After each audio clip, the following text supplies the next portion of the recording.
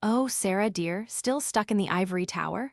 Mark's sister, Victoria, drawled, her perfectly manicured nails tapping against the mahogany table.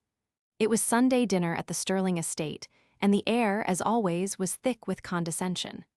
36 years old, an economics professor, and happily married, a life to them that was quaint at best. They saw me as a hobbyist, a dabbler in a world far removed from their cutthroat finance empire. Little did they know. Just finishing up that report for the Treasury Department, I replied, smiling sweetly, the words a deliberate understatement. They wouldn't understand the complexity of it or the weight. They couldn't comprehend that I was, in fact, the one holding their fate in my hands, their empire. My work for the Treasury, the confidential risk assessment project, was far more than a report. It was a weapon. My research into regional bank vulnerabilities had revealed patterns of reckless behavior, and I was the lead analyst. Every patronizing remark, every dismissive chuckle, fueled my resolve. The irony was exquisite. They saw a professor. They underestimated the power I held. The pivotal moment, the genesis of this concealed success, arrived in a nondescript email from the Treasury. It was a request, a summons, to consult on a matter of national financial security. That email arrived a year after I married Mark. My research on the systemic vulnerabilities of regional banks wasn't just academic anymore. It was critical. The initial assignment was straightforward: assess the impact of emerging lending practices. But the data revealed something far more sinister. I recall the exact moment. It was late, a cold November night, and Mark was asleep. I stared at the spreadsheets, the numbers whispering a story of unchecked greed and reckless speculation. I knew then that I had to keep my work separate. The Sterling family, with their ingrained arrogance, would never grasp the implications, and the potential damage to my marriage was too great a risk. I considered confiding in Mark, but the more I learned, the more complex it became. The specifics of my findings were incredibly sensitive. The institutions I was scrutinizing were deeply intertwined with the Sterling family's network. Sharing that information would be like handing them a loaded gun, so I chose silence. The early struggles were real. Long hours, sleepless nights, mountains of data. The initial reports were met with skepticism, even within the Treasury itself. My recommendations, my warnings, were initially dismissed as overly cautious, alarmist even. I persisted, meticulously building my case, gathering irrefutable evidence. The satisfaction of seeing those initial doubters come around was immense, a quiet victory. At family gatherings, I found myself carefully crafting my responses. When Mark's mother, Alina, asked about my work, I'd offer a vague explanation about research and analysis, steering clear of the specifics. "It must be fascinating, dear," she'd say, her tone dripping with condescension. "So much more practical than what Mark does." The first successes were subtle but significant. I was asked to brief the Secretary of the Treasury. My recommendations started influencing policy. But I remained steadfast in my secrecy. The internal satisfaction was immeasurable. My findings were becoming reality. The systemic risks I'd identified were now the focus of government scrutiny. It was all happening without the Sterlings even suspecting. Yet, every time I looked at Mark, his casual dismissal of my work, I felt the weight of the secret pressing down. The irony was always there. I was working to keep their world from crumbling, while they remained blissfully unaware. Now, the Treasury report is about to be released, and I've included data on Sterling Ventures. The pressure is mounting. I have an internal conflict. The report, if the analysis is correct, will expose their reckless practices, and their world will collapse. It started with a $10 million grant from the Department of Defense, funneled through a shell corporation, Phoenix Analytics, based in Delaware, to fund my initial research. That initial investment has blossomed into a network of holding companies, quietly acquiring distressed assets and undervalued tech startups. The Sterling family's portfolio, a sprawling collection of financial instruments and real estate, is valued at a modest $1.2 billion. My hidden empire, built on a foundation of meticulous data analysis and strategic acquisitions, now boasts a net worth of $3.7 billion, a figure I've never disclosed. The infrastructure I've built in secret is substantial. Beyond Phoenix Analytics, there's Veritas Investments, a private equity firm managing $1.5 billion in assets, and Catalyst Solutions, a consultancy quietly advising government agencies on cybersecurity and economic policy. My control extends beyond traditional financial metrics. Through a series of discrete shell corporations, I hold a significant stake in several tech companies, including a cutting-edge AI firm specializing in financial modeling. That AI would be the instrument of their downfall. The daily interactions with the Sterlings were a masterclass in dramatic irony. "Oh, Sarah, you're still working on that academic stuff?" Victoria would ask, her voice laced with a mix of pity and amusement. Little did she know I was the one quietly funding her hedge fund's innovative strategies, which I knew, through my research, were built on the sand. Each condescending remark was a fuel to my fire. Eleanor, during a recent Christmas dinner, suggested I take a real job at Sterling Ventures, offering an entry-level position, ironically.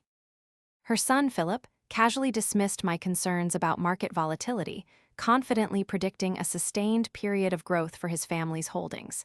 He'd laugh, "You worry too much about the numbers, Sarah. We're in the real world." I'd bite back a smile.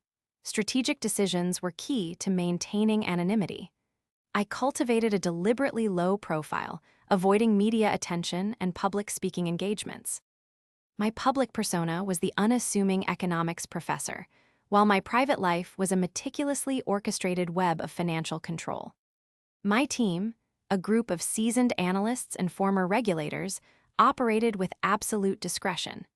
We communicated through encrypted channels and met in secure locations, far removed from the social circles of the Sterlings.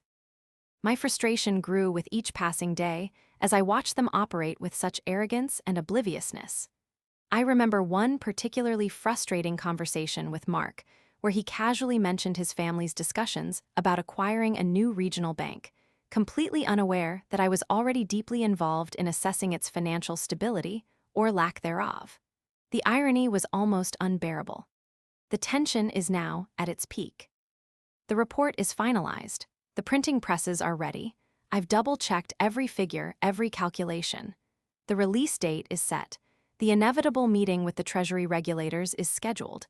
I've meticulously planned every detail, every angle. The Sterling family's fate hangs in the balance, and they have no idea. The email from the Treasury arrived, summoning me for a final briefing before the report's release. The subject line, stark and official, read, "Sterling Ventures, Preliminary Findings." My heart hammered against my ribs. The email included a detailed itinerary, including a private meeting with Philip Sterling, the patriarch, before the public announcement. The meeting was scheduled for the following Monday. I spent the weekend in a frenzy of preparation. I reviewed every single document, every piece of evidence. I created a series of detailed slides, visually outlining the key findings, the reckless practices, the inflated valuations. I knew Philip would try to dismiss my findings, to discredit me, but I had anticipated this. Each slide included direct quotes from internal Sterling Ventures memos, emails, and financial statements. On Sunday evening, Mark and I were invited to dinner at the Sterling estate. The air was heavy with anticipation. I could feel it. It was the last gathering before the storm.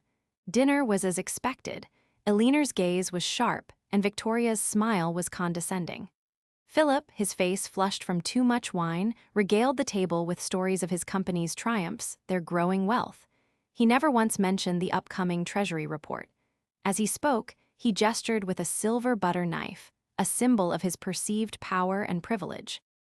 I watched him, the butter knife glinting in the candlelight, and a wave of coldness washed over me. I excused myself early, claiming a headache. As I walked through the Sterling mansion, I spotted Mark's study, its door slightly ajar. I peered inside. He was on the phone, talking animatedly, his voice filled with excitement about a new acquisition. The target company was the same bank I'd been investigating for months. The same one I knew was on the brink of collapse. The next morning, I arrived at the Treasury building. The air crackled with nervous energy. I had a final meeting with my team. The room, usually bustling with activity, was silent as we reviewed the final details.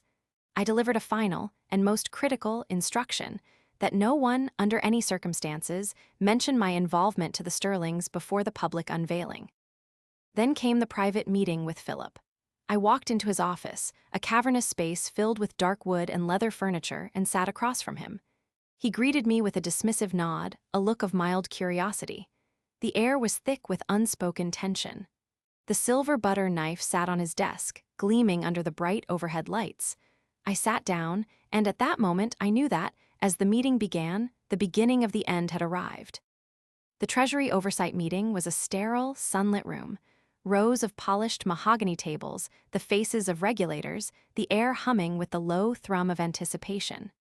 Philip Sterling sat at the head of the table, his posture radiating confidence. Victoria and Alina were present, their usual smugness firmly in place. Mark was there, too, his expression neutral, unaware of the impending storm. My name was on the agenda. I stood, the weight of months of work pressing on me. My presentation began. I walked them through the slides, each one a punch to the gut. I started with the overview: the systemic vulnerabilities, the reckless lending, the inflated assets. Philip shifted in his seat, a flicker of unease crossing his face. Victoria's perfectly sculpted eyebrow twitched.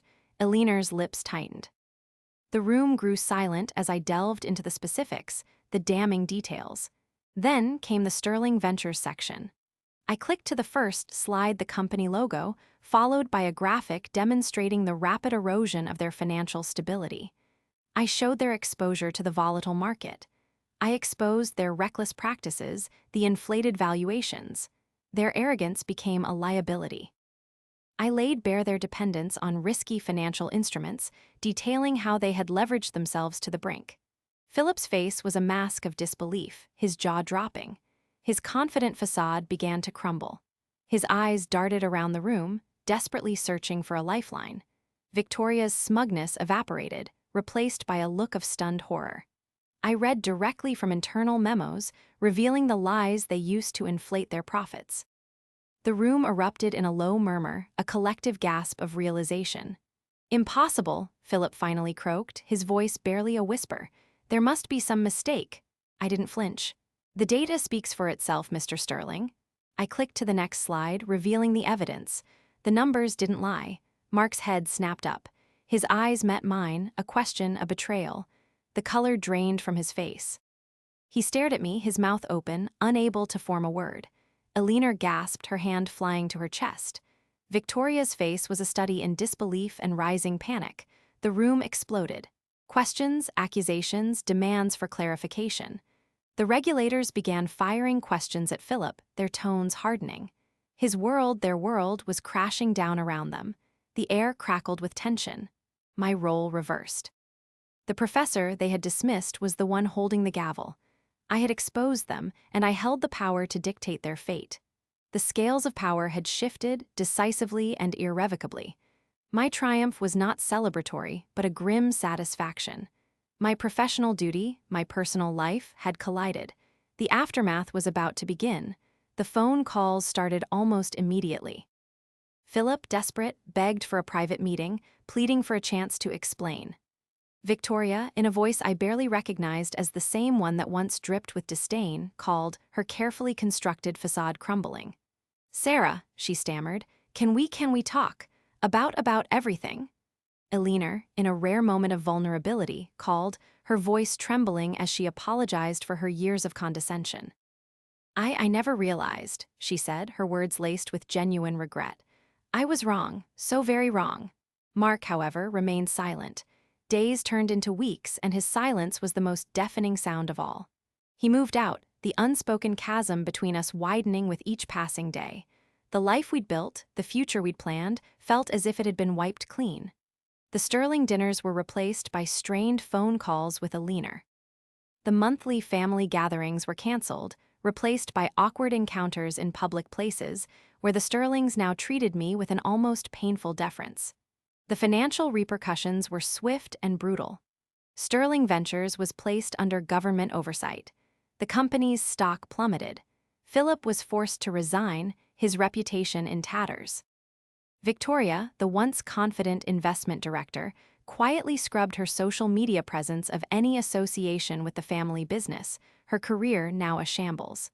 The sleek cars were replaced by more modest vehicles, the lavish vacations were a thing of the past. The sterling empire, built on arrogance and deceit, was crumbling. The role reversal was complete. At the next Treasury meeting, Philip, once the master of the room, sat in the back, a shadow of his former self. Victoria, who had once offered me a patronizing entry-level position, now avoided my gaze. Eleanor, humbled by the experience, sought my advice on her charitable foundation's community development projects. She now sought my opinion on every decision. She wanted me to have a say in her investments.